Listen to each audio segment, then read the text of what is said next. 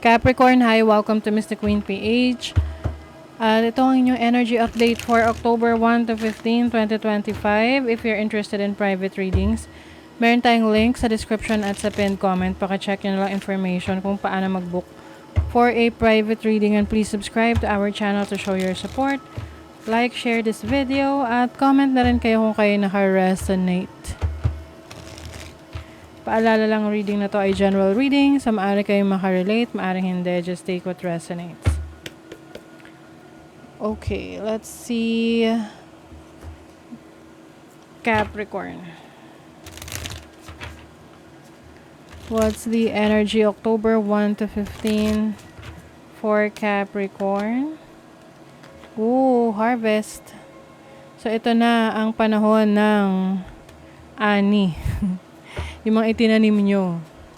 Pwedeng literal na may tinanim kayo, anihan na, kukunin nyo na yung bunga.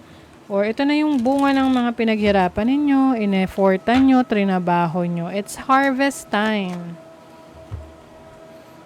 You also have the strength and mountain. So, meron kang lakas ng loob. Lakas ng pangangatawan. Strength, mentally, physically, emotionally, na harapin at i-overcome yung mga challenges. Ang Capricorn, di nauubusan ng challenge, no? Pansin nyo. Ganyan kasi ruled by Saturn eh. Bata pa lang ang mga Capricorn, marami ng responsibilities. Kaya mabilis silang mag-mature. Guide, yes. You are also divinely guided, Capricorn, sa mga ipupursu ninyo na mga endeavors. Can be anything. Your career, your business, your relationship. You are divinely guided.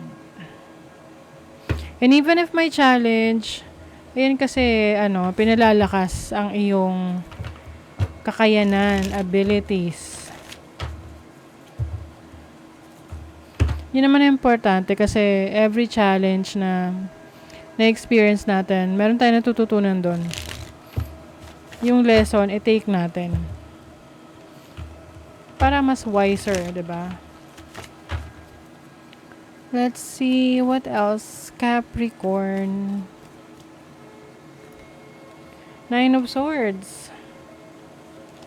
Yung iba sa inyo, Capricorn, you're going through something, Can be challenging. Yung bang umiiyak kayo on your own talaga. Mag-isa ka, no?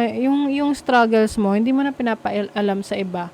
But deep inside, you're really hurting, or you are going through some challenges na ikaw lang yung nakakaalam. And it's hard kasi yung iba sa inyo naapektuhan yung inyong pagtulog, sleeping habits nyo.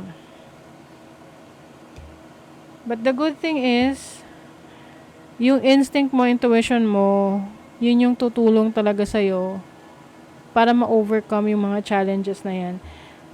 Meron, yung iba kasi sa inyo, hindi kayo makapag-decide kung ipupurso nyo, dapat nyong gawin. But I feel like ngayong first half ng October, you will take the plunge. Kumbaga, maglalakas ng loob ka na mag-take ng risk.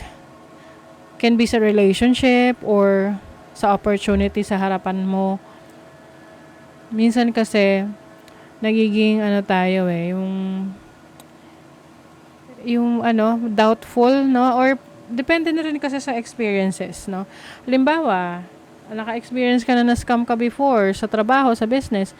Syempre, kapag may opportunity, mag-iisip ka muna na, teka, baka scam to, ganon.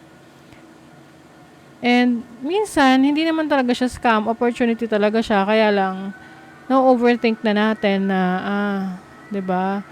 Baka ma-scam ka or what. So use your discernment. Yan yung lakas mo na kung ano yung nararamdaman mo.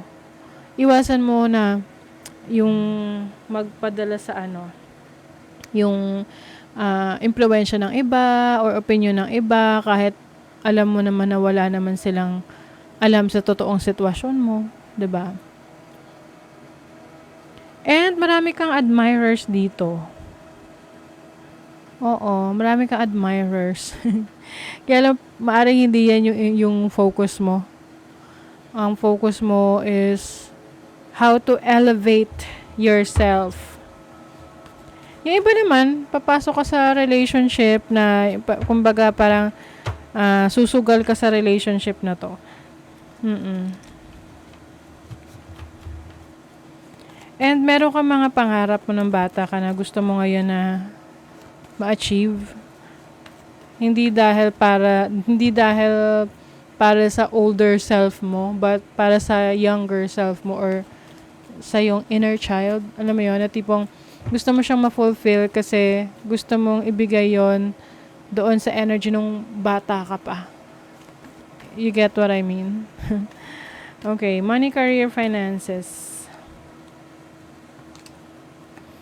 Four of Cups, yung iba sa inyo, hindi kayo masaya.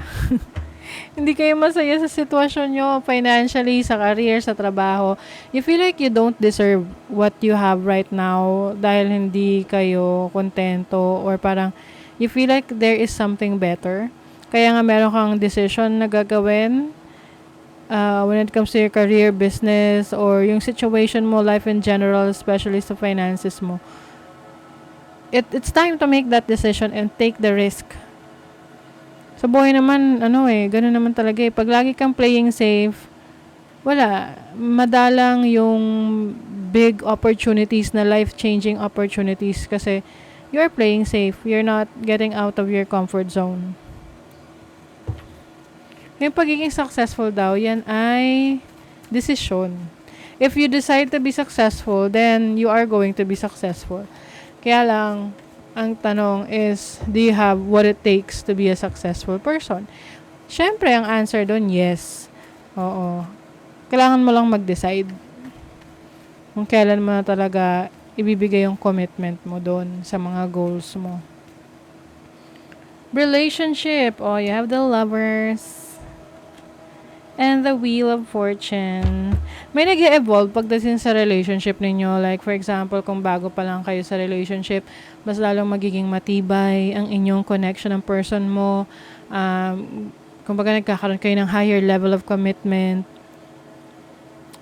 Some of you, if you're already in a relationship, mas nagiging, committed.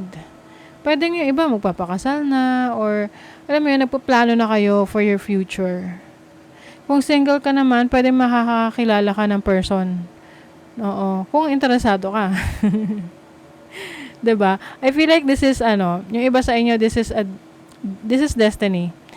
Makikilala mo to, hindi mo inaasahan na siya pala ang babago sa buhay mo. Oh, 'di ba?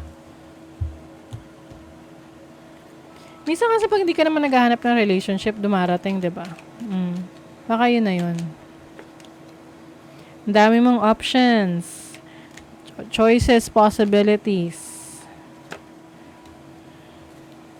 Happy home, family, focus on your family. Pwede yung iba sa inyo kayo ay uuwi sa inyong hometown.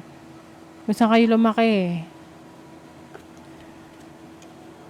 Ooh, there's new beginnings. Rapid growth.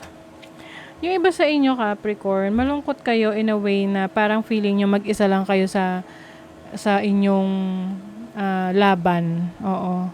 Yung feeling nyo walang tumutulong sa inyo, feeling nyo you're on your own. Kasi naman mga Capricorn, independent naman talaga.